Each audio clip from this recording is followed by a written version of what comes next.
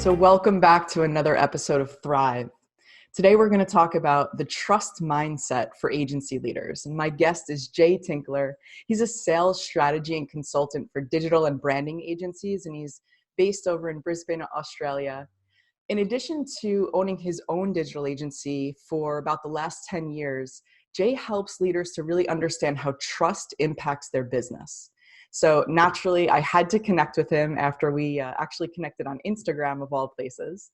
So it's great to see you again, Jay. Thank you so much for coming on the show today. Thank you so much for having me, Kelly. That's awesome.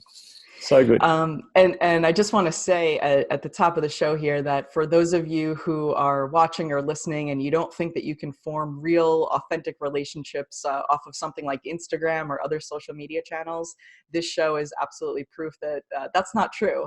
We are proof. We are proof because I had seen a couple of things. I don't know if I followed a hashtag that you used or whatever it was, but I had seen a couple of things that you had been posting, and I found myself sort of nodding my head. And I'm like, wow, this guy gets it. There's definitely some synergy here. Let me just follow him. Let me kind of see what he's all about. And every single time I saw something, I was like, okay, alignment. And then we reached out, and now here you are. Yeah, and I know a previous chat that we've had as well. I was doing the same thing with you. I'm just going, yes, totally. Yeah. We killed it in the conversation. Yeah. So I'm really excited to talk with you today. I want to start out with this sort of reality that service-based businesses, they need to escape this feast or famine, situation that they're in associated with pipeline. And I know that that's something that you work with them a lot on, the agencies themselves, especially in Australia. And I want to know what led you to figuring out what that underlying factor was in helping them to change that feast or famine pipeline issue. Well, listen. To begin with, I think it's inherent in our industry. I think it is something that sort of has driven, being a project-based business initially for me, and coming in as really. Probably the difference for me coming into my business is I start off as a salesperson, right? So a lot of coders that come into, or designers that say, you know what, I'm going to create my own business, create my own agency here. I came in as a solution-focused salesperson, and I was looking at the business model originally, and I'm saying, okay, well, to actually drive that. The business long term, and to have a consistent income coming in, it needs to you need to eliminate that dip. You need to eliminate and flatten out that sales. Not only from you talked about mindset a minute ago, and even under the heading of a scarcity versus abundance kind of mindset, the beautiful thing, I was with a company today, and the beautiful thing about being able to step into an abundance, which is where we're at when we're in the zone, we're in flow, and we're actually being incredibly abundant and present with our clients, and we're able to, nail a solution for them every time, is the fact that more people buy off us just in nature anyway. In that mindset. So right. It's not only the obvious of, hey, we need to cash flow wise flatten out this feast and famine set, but in the famine dip, we have this scarcity mindset that we step into, which is detrimental, that can be a slippery slope for us as an agency too. Right. And you did some stand-up comedy a while back, and you sort of entered into this stream of consciousness, right? We'll call it. How did that lead you to sort of teaching people that trust is earned in relationships? Because I think this is fascinating. Yeah, well, listen, there's probably a bit of a backstory too on that, is the fact that I've been a salesperson right from day one, right? And one of the things that was stand-up comedy was a great thing, because it was really addressing a fear of mine, which was and most people probably, getting up in front of hundreds of people and telling your own jokes and seeing whether they land. But one of the lessons that they teach you in stand-up comedy is the fact that you do a thing called stream of consciousness, which is about getting all of the information in your head out of your head and add down on paper. And what that allows you to do is actually understand what, it's a really good way to understand your why, understand where you want to be authentic, where you're going to go, how you're going to show up. And so what came out of that was really, as humans, as individuals, we do this trust thing so well as friends. We do this trust thing so well as family members, as we step into this arena and do this trust thing so well by default. But the moment we put on our work clothes and step in through the work door, for whatever reason, we start to put on this facade that everything's okay, that we don't necessarily need to be vulnerable. We don't necessarily need to seek out shared value with other people. And so that stream of consciousness piece that came out of the stand-up comedy was really just identifying for me that I want to show people and demonstrate to people that amazing things come from trusted relationships. And if we can learn how to have more trustworthy relationships, that together we can create amazing things. Yeah. It's just interesting the way that you just framed that. When we do put on our work clothes, it's almost like, we are automatically distrusting of the prospects that we're going after. They're distrusting of us because they think that we're just there to sell them things, right? It's like you said, we just take this trust that's inherent in these familial or friendship relationships, and we forget that we're working with humans, And so that's very interesting to me, because I think if we all trusted each other just a little bit more out of the gate and were open to what the possibilities were, if we could let those walls crumble a little bit and be a little vulnerable and be more transparent and be more honest, I think that the entire economy would be different, right? So, and this is what Brene Brown talks about. You talk about it a lot. There are so many people talking about authenticity and gratitude and vulnerability and showing up. And I love the fact that this is where we're at in this moment today, because it's a conversation that we have been putting off for far too long. Yeah, listen, the other interesting thing about this is, like it or hate it, our capitalist society is not set up for creating trusting relationships. Agreed. And it is actually an intended behavior change that we need to make that feels counterintuitive, because it goes against the grain of what is inherently for want of a better word here, selfish act of going, I really need some money, right? And saying, I need to figure out a way. But if you can then go, okay, if I flip that on its head and say,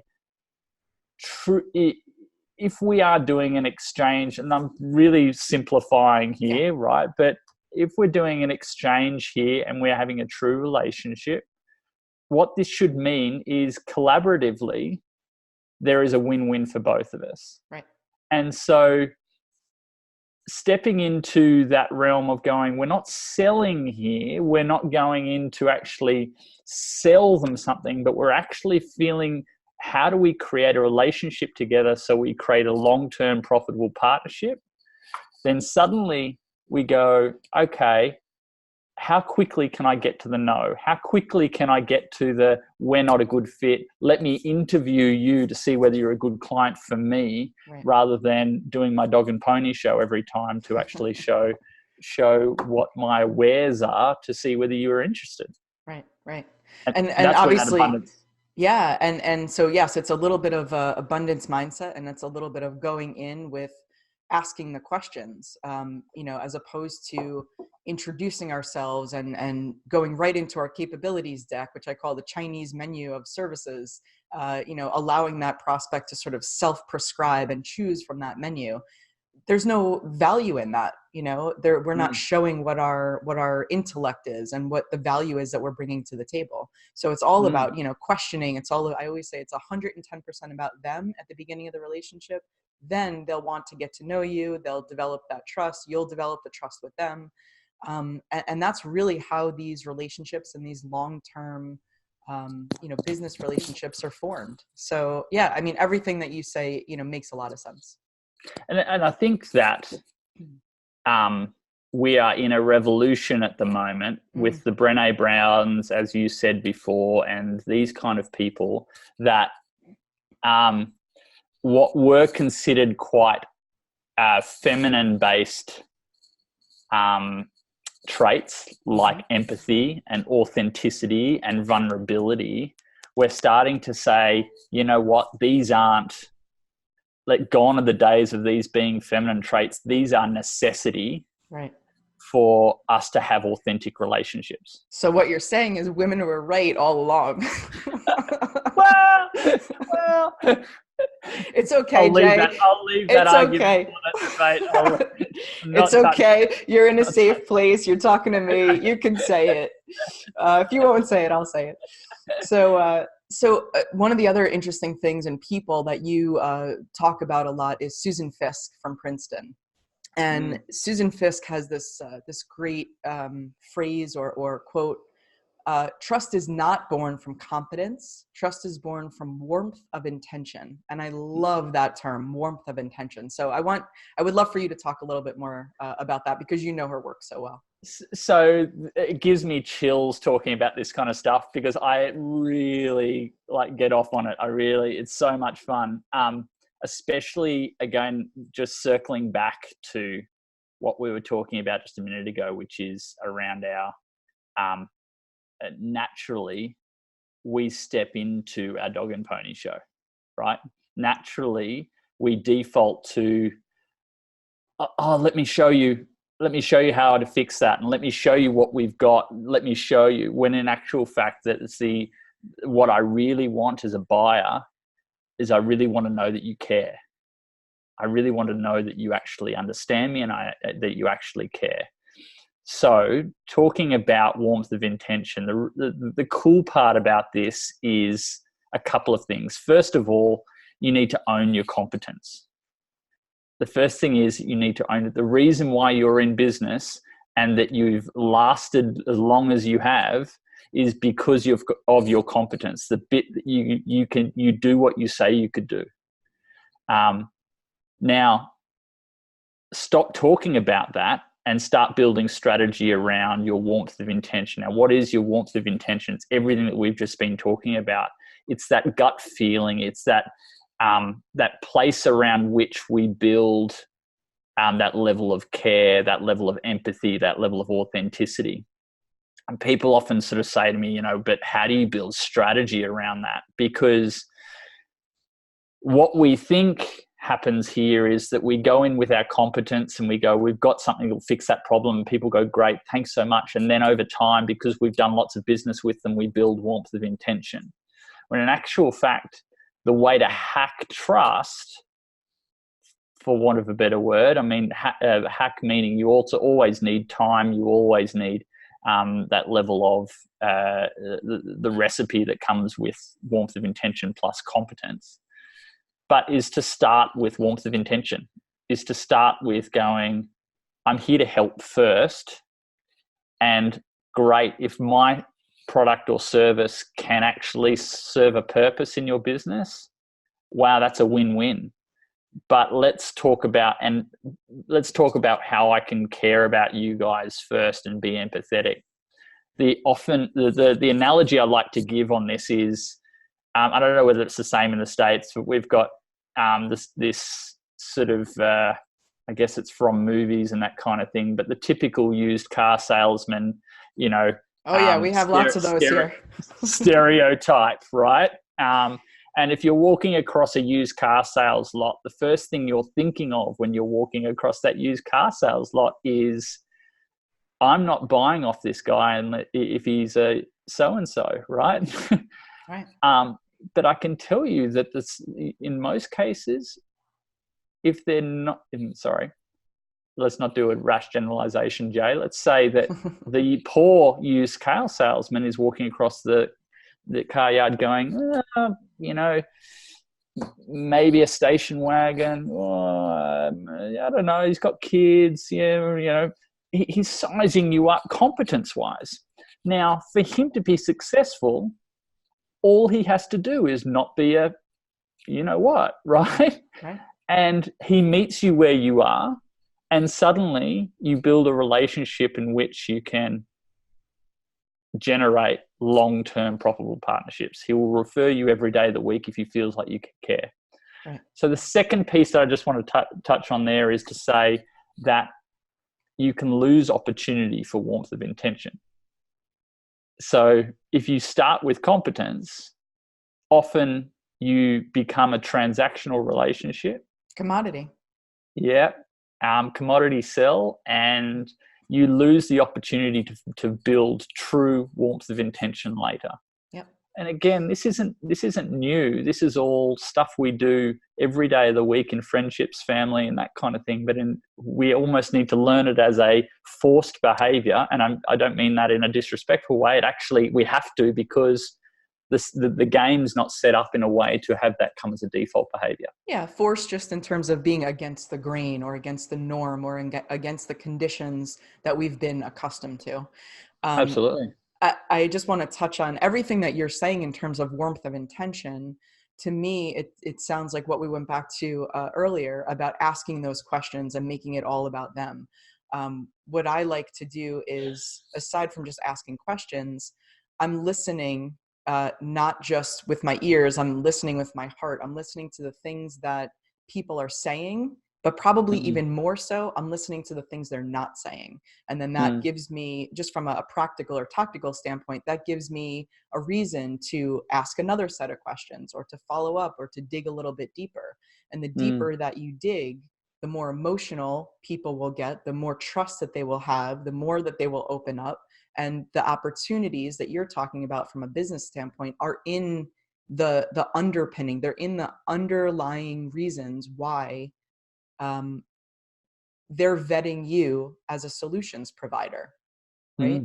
I like to use words like, after we have that conversation, I like to use words like, it's my intention to serve you, or how can I best support you? This is not about sales, right? This is about, nobody wants to be sold anything that they don't need. So I need to understand what the need is, what the wants are, what the impacts of those things are going to be to you on a personal level and in your business. And then I can say, I would love to be able to support you. This feels like a good fit for me. I hope it feels like a good fit for you. And if that's the case, then, I would be happy to put a proposal together. That's kind of verbally how this situation goes with warmth of intention. Would you agree with that? I totally agree. And I think a good hack around this is the idea of, I often say to clients that we work with is, go out and get me 5 no's. Go out and go, because the mindset and the exploration that comes with figuring out whether they shouldn't do business with you is the kind of exploration that you should be doing as to whether they should. Yeah. In other words, it should be asking all the reasons, like why we are a good fit are some of the same kind of reasons as why you wouldn't be a good fit. Right. And if you're not, then great. Let's get a few no's, because we're so conditioned to get the yeses. Right. Absolutely. Right. And the no's are not bad. No. No is still an answer. That no to me is just another reason to dive a little bit deeper and see, again, like you said, why is it no? It may be that we haven't hit on the pain point yet, or the challenge, or so that's interesting. Or we may not be a good fit. And if we're not, I've got someone really good that I can introduce you to that I think that would be a fantastic fit for that. Yeah. And how valuable is that to be able to have that dialogue and that exploration with someone to find out that you're not a good fit to them or for them, they're not a good fit for you. And then to leave them with this amazing taste in their mouth of like, wow, that was a really helpful and beneficial exercise that we just went through. And on Yeah. top of that, they're still providing me a solution. It's just not their solution. That's just Yeah. giving. That is like the ultimate giving.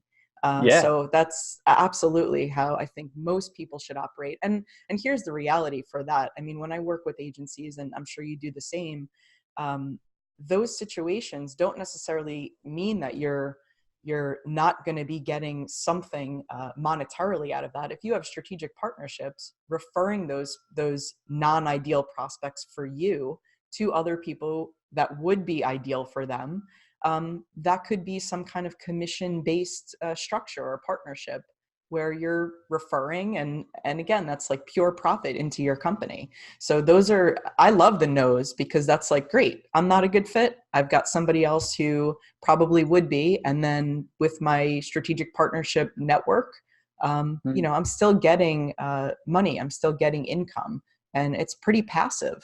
So I think that's an important point, because a lot of times we think about, oh, well, it's not a good fit for me, forget it, I'm not going to refer them to someone else because there's nothing in it for me. Sometimes you refer people even if there's nothing in it from you, because that's just giving, and that's how you should act in this world and show up in the world, right? But sometimes there is going to be a monetary benefit. So I just wanted to call that out. Yeah, and not only that, but if you're able to define why you're not a good fit, and they go, yeah, totally get you, the next time they're at a barbecue, you still become a referral source. You still become a third tier. You still become and it becomes an act of reciprocity as well, is that you've just given them the perfect fit for what they need. Right. And they feel in debt to you. Right. So as we're starting to wrap up here, I want to ask you this question. If we led with trust more often in our lives, what would happen, in your opinion, from an economic perspective? I'm able to answer this like not theoretically, because however you want to answer it. I can say that there are a lot of studies there now out around, even if we lead with trust, even with somewhat forced trust, for want of a better word, conscious trust, maybe conscious trust, but I guess what I mean is trusting first, rather than necessarily getting to a place of trust. So trusting, what people would call trusting blindly. All of the studies show that our economy, all economic markers go up. Now, the interesting thing about that is that there's two pieces to trust. It's the trustworthiness and your and actually being trusted. So you still need to show up with the element of, do I have the ability to do what I say I can do? Do I have the commitment to do that? But also the elements of character and connection, which are, will I do the right thing, and will I do the right thing by this person? They're the other pieces that actually are tied up in this. So the short answer is that through trusted relationships, I mean, if we look just at an agency level, through trusted relationships, we elongate these relationships. They become more profitable. They become more profitable not only through new business coming through that existing client, but referral base. Everything starts to explore. It's the pillar in all of this that we're trying to achieve. But I just need to touch on one last point here, Kelly, and that is runway. That this isn't about going into one conversation and asking the right questions. I really want to encourage the agency a community to build more time into what we all call discovery, to not only allow a number of quality interactions over a period of time, but to understand that the time, even if you charge for it, but the time spent in that early planning stage I can guarantee you, pays off at the other end financially for you with the right type of client once you've gone through qualification stages and that kind of stuff. It needs runway. Every relationship needs runway. Absolutely. And I'm glad that you sort of ended and encapsulated that, because I think that's a really, really important point. And I'm glad we didn't leave it out. Yeah, cool. Well, Jay, thank you so much for being on the show with me today. It's an absolute pleasure every time I talk with you, and I'm looking forward to more conversations. Amazing. Thanks, Kelly. This episode has been brought to you by Workamajig, the #1 creative agency management software. Show notes at thrive.workamajig.com. Find out how your creative agency can become more productive and more profitable. Schedule your demo at thrive.workamajig.com.